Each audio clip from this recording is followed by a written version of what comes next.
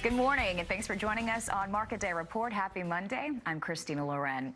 The Action Committee for Rural Electrification is a grassroots political action. It's backed by over 35,000 individuals working to protect the interests of electric co-ops and their consumer owners. Joining us now from our Washington News Bureau is Ohio's Electric Cooperatives Director of Government Affairs, Marc Armstrong. Thanks so much for joining us, Mr. Armstrong. And can you please start by explaining the basis of the ACRE program? Sure. Well, thanks for having me on, Christina.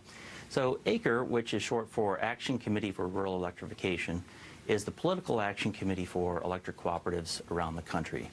It was formed in 1966 and is comprised of over 35,000 electric cooperative members and consumers that ultimately provide financial support for candidates that are supportive of electric cooperatives and their issues around the country.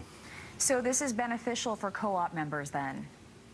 It is. Given that cooperatives are not-for-profit, our focus is on providing the best service at the lowest cost available. So the support that we provide is very important and goes a long way, I think, in advancing the issues that we care about as electric cooperatives. Talk a little bit about why co-op members should get involved with ACRE. Well, you know, it's very important that we have a voice. We don't sit idly by and hope that policymakers will pass laws that are beneficial to electric cooperatives. And so we have to make our voice heard, and having a PAC like ACRE makes that voice a little bit louder. Now, you talk about making your voice heard. Talk about some of the issues that you're currently working on. Sure. Well, as we speak, there are leaders from over 800 electric cooperatives around the country in Washington, D.C. We are on Capitol Hill talking with members of Congress about the Farm Bill and how that can strengthen communities in rural Ohio. We're talking about advancing rural broadband to unserved or underserved parts of the country. And as always, we're talking about ways that we can reduce what we believe are unnecessary or costly regulations that can have an impact on the cost of electricity.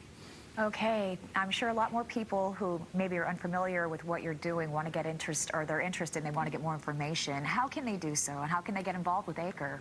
It's very simple.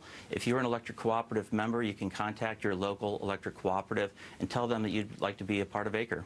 All right. Well, thank you so much for your time. Thanks for joining us in Washington. We know you're busy this week. Marc Armstrong with Ohio's Electric Cooperatives. Appreciate you joining us today. And be sure to tune in to our next half hour when another electric co-op representative will share energy-saving tips for farms and small businesses.